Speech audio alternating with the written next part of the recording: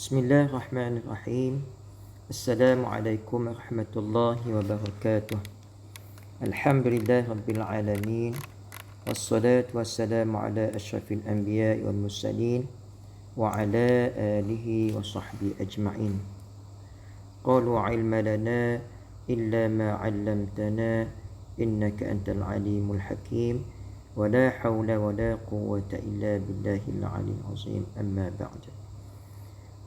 Alhamdulillah, saya Ustaz Muhammad Najib bin Mustafa, wakil dari Sekolah Kebangsaan Kampung Gemuruh, Kuala Nerus, Terengganu, telah diberi amanah untuk bersama-sama bagi menjayakan program tazkirah pada bulan Ramadan, dan terima kasih kepada pihak pendidikan daerah Kuala Nerus di atas kepercayaan yang diberi kepada saya untuk sama-sama menjayakan program pada hari ini.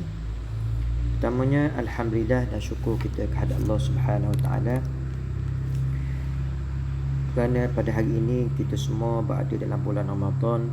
Pada tahun ini Allah Taala memberi kepada kita rezeki, peluang untuk kita bernafas dan hidup pada hari ini, untuk sama-sama kita mengambil manfaat beribadah pada bulan Ramadan yang penuh dengan keberkatan ini.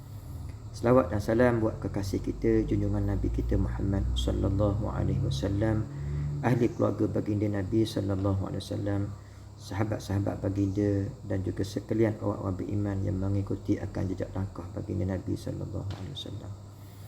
Alhamdulillah, sekarang ini kita berada pada bulan Ramadan. Apabila kita menyebut Ramadan, maka sudah pastinya kita terlintas pada pemikiran kita, di hati kita, tentang suatu ibadah yang difardukan kepada umat Islam, rukun Islam yang ketiga, iaitu ibadah puasa. Ibadah puasa dan ibadah sembahyang ini antara teras kepada rukun Islam. Maka itulah ibadah yang wajib yang kita tunaikan pada bulan Ramadan ini, antara ibadah puasa dan juga ibadah sembahyang. Dan seterusnya di sana juga terdapatnya juga ibadah-ibadah yang sunat yang perlu kita lipat gandakan, yang perlu juga kita tunaikan. Apakah ibadah sunat antaranya apabila kita berpuasa ini? Di sana terdapat ibadah sunat yang digalakkan kita melakukannya, yang dinamakan sebagai bersahur.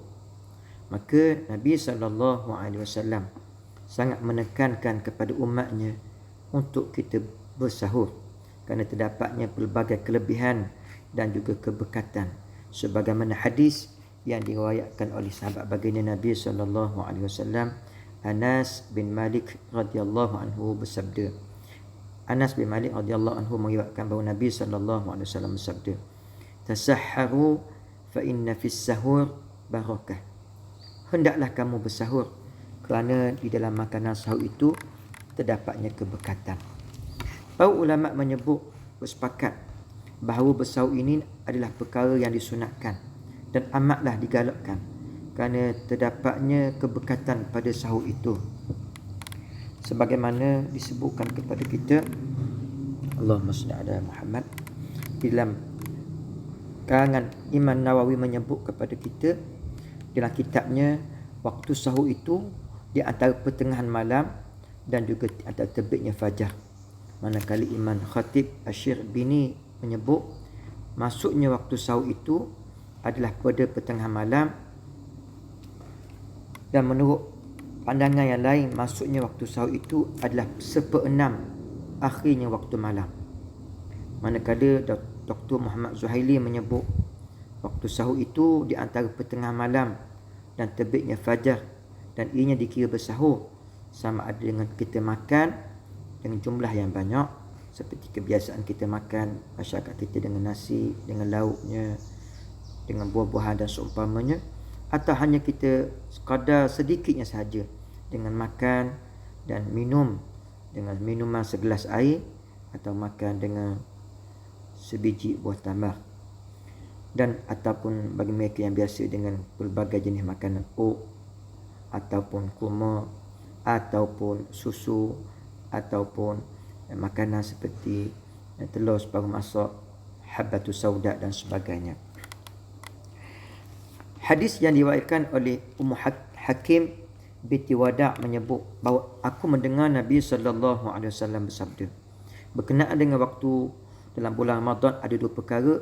Perkara yang pertama perlu kita segerakan, dan perkara yang kedua yang perlu kita takhirkan. Nabi menyebut kepada kita, ajjalul iftar, hendaklah segera kamu berbuka puasa, dan juga wa akhiru sahur, maka takhirkan akan lewatkan akan sahur itu.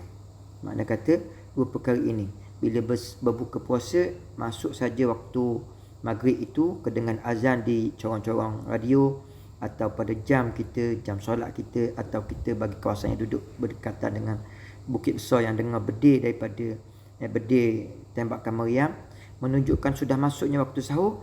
Jangan kita berlengah-lengah membuat pekerjaan lain seperti semayang dulu ke contohnya, atau ibu masih di dapur membasuh pinggan mangkuk, ayah di kampung masih lagi melihat binatang ternakannya di padang, di kandang dan sebagainya. Sebaliknya, hak waktu pada ketika itu afdalnya kita terus berbuka puasa terlebih dahulu. Begitu juga dengan keadaan kita bersahur, jangan kita menawalkan sahur. Seumpama anak-anak kita, mereka ini sebelum tidur ada yang telah makan terlebih dahulu, makan roti, minum air. Apabila ditanya kepada mereka, mereka beranggapan itulah perbuatan sahur. Pada hakikat sebenar, sahur yang sebenarnya itu adalah pada 1/6 malam atau menjelang kepada waktu subuh atau waktu fajar itu.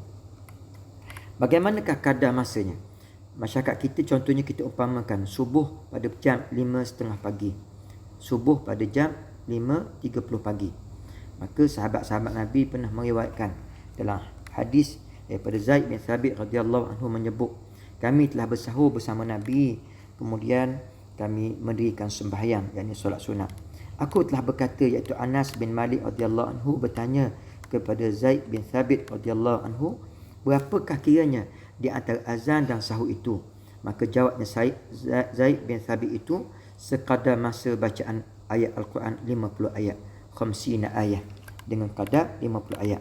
Makna kata kita makan, sudah kita makan, kita mencucikan mulut kita berkomor-komor, kita membaca Al-Quran dalam kadar 50 ayat yang kita baca, sudah pun kedengaran atau maksudnya waktu subuh itu.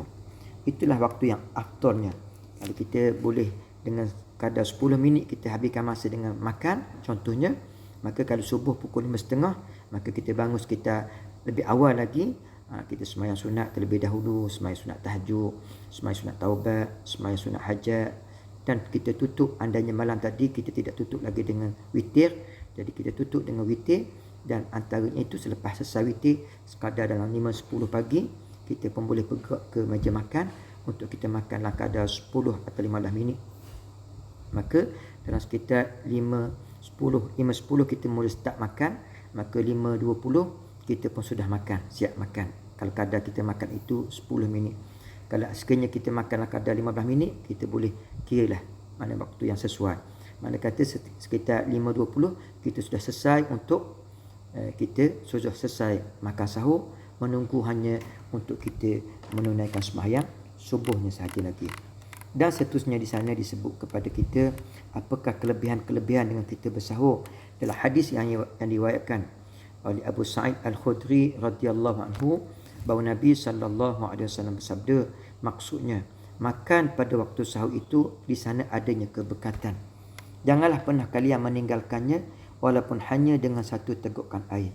Sesungguhnya fa innallaha azza wa jalla wa malaikatahu yusalluna ala mutasahhirin. Sesungguhnya Allah dan juga para malaikatnya akan memberikan rahmat kepada sekalian orang-orang yang bersahur pada waktu itu. Kita bangun sahur, satu perkara. Yang kedua, kita makan sahur. Jangan sekadar bangun saja tapi tidak makan. Ya. Dan kalau makan bukan dalam waktu sahur yang afdal itu, tidak termasuk juga dalam keadaan yang disebutkan oleh hari Nabi. Allah dan malaikatnya mendoakan kepada sekalian orang-orang yang bersahur. Pada bahagian kedua juga kita disebut di sini, Allahumma salli ala sayyidina Muhammad. Apakah makna keberkatan sahur itu? Dan hadis Nabi yang awal tadi sebut, sesungguhnya apabila kita bersahur memberi kekenyangan pada perut kita. Apabila perut kita kenyang, menghilangkan dahaga kita, maka apabila keesokan hari kita berpuasa dalam keadaan lapar dan dahaga, disebabkan dengan kita bersahur itu, badan kita boleh menerima dalam keadaan suasana persekitaran yang agak panas contohnya, kita boleh bersabar dengan disebabkan kita ada kekuatan sebab daripada kita bersahur pada awal pagi tadi. Itu yang pertama. Yang keduanya, keberkatan di sana dengan kita bersahur ini yang mana akan meringankan tubuh badan kita. Kita tidak rasa letih, tidak rasa lesu, sebaliknya ringan tubuh badan kita untuk membaca Al-Quran, untuk kita berzikir, untuk kita menunaikan sembahyang sunat seperti solat sunat duha, untuk kita memohon ampun kepada Allah Ta'ala. Itu antaranya lagi keberkatan. Allahumma salli ala sayyidina Muhammad.